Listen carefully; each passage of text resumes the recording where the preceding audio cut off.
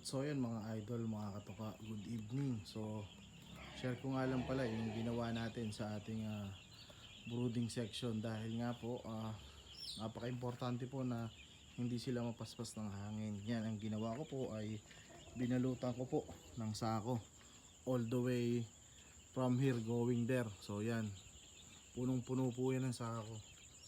Yan sa likodan, and then yun nga buong tagiliran, and then yung harapan nilagyan lang po natin ng tela dahil po naulan-ulan na din po syempre baka po maampiyasan yung ating mga sisiw.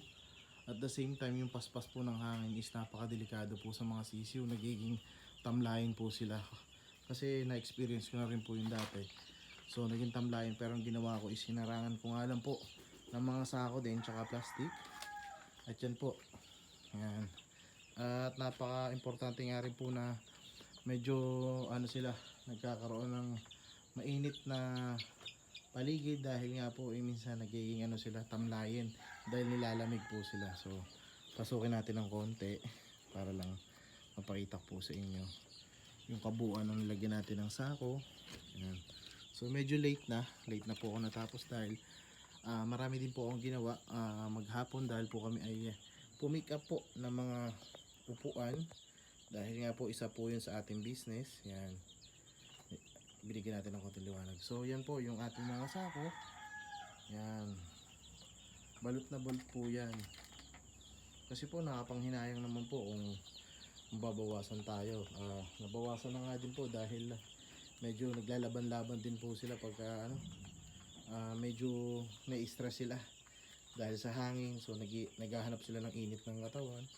And then yan nga po, kanina nga po yung medyo bagsak yung mga bagwis nila, pero since naglagay nga po ng cover sa paligid, yan na po sila ngayon, medyo na ulit sila, active na yung pangangatawan nila, hindi na po laglag yung bagwis.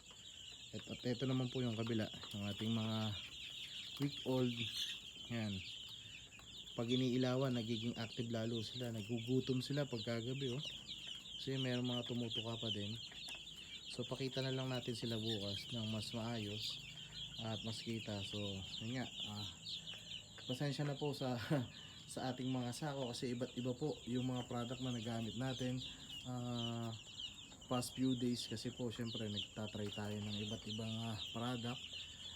Syempre meron din tayong mga alagang baboy, so yan, kaya marami tayong sako aside sa pagmamanok. Yan, nakakatuwa naman at medyo na sila, okay na kasi kahapon tsaka kanina yun nga nag-uulan, medyo na-stress sila siguro sa hampas ng hangin tapos yung amoy ng lupa, kaya yun. So yun ang napansin ko, kaya ginawa natin ng paraan na maharangan po yung paligid. Yan, yun nakakatuwa. Ang sarap tapakan pala ng sodas. Yun dumi na ng pako. Yan, ang lambot-lambot, nakakatuwa.